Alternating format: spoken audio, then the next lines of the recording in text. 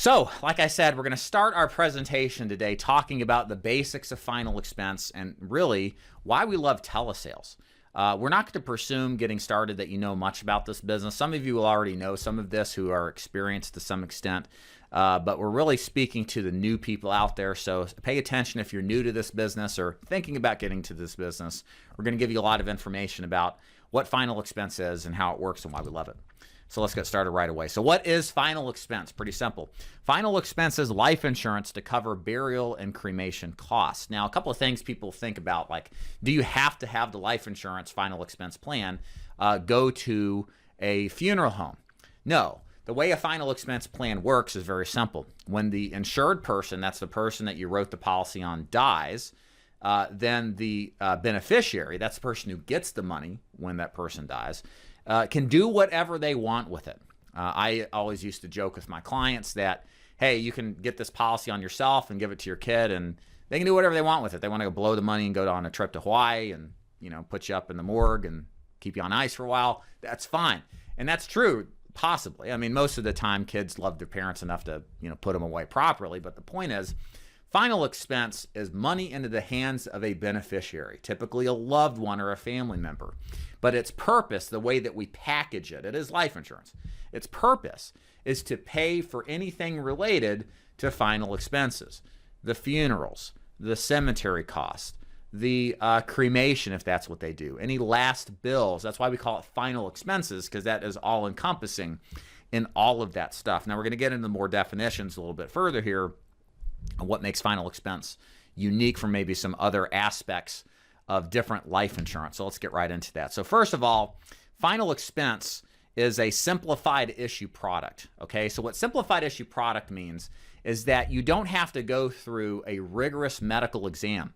You do not have to take blood, pee in a cup, or any of those things that you would find normally with what we call fully underwritten business. Instead, at the presentation, when you sit down with your final expense prospect, all you have to do is make a phone call. Sometimes you don't even have to talk to anybody. You submit the application electronically, and it pulls information from what's called the Medical Information Bureau, which has a history of everybody's insurance claims on a health insurance basis, according to their Social Security number, as well as what's called the prescription check to check what prescriptions have been filled, to then determine insurability to see if this client that you're sitting with, this prospect, can actually get approved for the policy that you're applying for.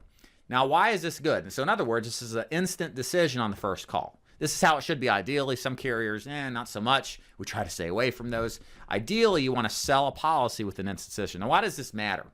Because in the game of final expense, this is a volume play. You're dealing with a clientele that tends to be fickle. They want answers and results immediately. And with a final expense product, incidentally, because it's simplified issue, you can get those results immediately and thus sign up and get closed a lot more of your clients than you would find with other products that may take weeks, sometimes even months, to get an approval for. Okay? Now, continuing on, and also it has benefits, as we'll get into, as far as how your pay works and how frequently you make money, etc. Also, no medical exam necessary, covered that. And it's flexible underwriting. This is another big thing that you'll find that sometimes is difficult with your more fully underwritten products. So with final expense, because it is simplified issue, it tends to afford more flexible underwriting than what you would find with a non-medical or a fully underwritten type of plan that you would see with like term insurance or other types of products. So incidentally, a lot of our clients in the final expense business are older. They typically are on Social Security. They're retired or disabled, and they come with a litany of health problems typically and a full box of prescriptions. And many of these other carriers that require more rigorous underwriting aren't going to get those clients qualified. They're too much of a risk intrinsically. This is not the case with final expense. You'll find with many final expense carriers, the underwriting is very flexible, with some carriers not doing any underwriting, doing what's called guaranteed issue. So as long as their age is appropriate at the time of the sale, they will get approved no matter what their health is. So what does that mean and why should you care? Well, in the world of selling insurance, you have to deal with what we call the business prevention department. Those of you who sell insurance know what I'm talking about. It's called the underwriting department. You may have somebody who's ready to throw a lot of money at you, but boy, if you can't get the person approved, you're not going to make the sale. With final expense, you have a much lower hurdle to jump over to get a client approved, and thus you'll make more sales because of it than if you're in a business where you're selling a fully underwritten product to the same person. Does that make sense, guys? So these are reasons getting started, I think, that makes final expense in some ways a superior product. It's not perfect. We'll get into that for sure. But this is a salesman's product as we get into this a little bit further. It's also a whole life insurance product. Now, I know there's people out there like Dave Ramsey who thinks whole life sucks across the board, but my hope is as I explain this to you, you'll see why in this case at least, with the product we're selling and the people we're selling to, it is the perfect product, even though it's not term life insurance, which is some people think is superior. We call those termites, by the way. Joke intended. Rates can never go up. So here's how whole life insurance works. Let me actually tell you, if you don't even know what whole life means, the best way to think about it is it lasts your whole life till the day you die. And there's some other factors or benefits with it that are useful too. So first of all, the rates can never go up. So with a whole life insurance plan, the benefit of talking to a senior citizen is that, hey, this $50 a month premium you're going to buy, it's never going to increase for any reason whatsoever. It is as certain as the sunrise. It's in our script. And the benefit is, well, our clients, our seniors, typically don't get pay raises. So it's going to be harder to accommodate a plan that goes up in price, like a term insurance plan. So people like a consistency of expectation when it comes to prices. They don't like getting gouged because they're lower income, and that's how they're perceived. So whole life is very advantageous in that way. Coverage can never cancel due to age or health. We like that because with these kind of plans, look, it doesn't end at a certain age like term insurance. Again, term, yes, can be cheaper per dollar of coverage, but if the client outlives it, much less is able to qualify for it, which many times can't happen because of the client's bad health, they lose the coverage. So what good is a policy when it's not there to protect you? With a whole life plan, which is what all final expense plans are designed around, as long as the premium payments are made, which never go up, the client can never be canceled due to age or health. So the client knows that they have valuable coverage in place to take care of their final expenses so that their loved ones aren't left burdened and the clients have peace of mind.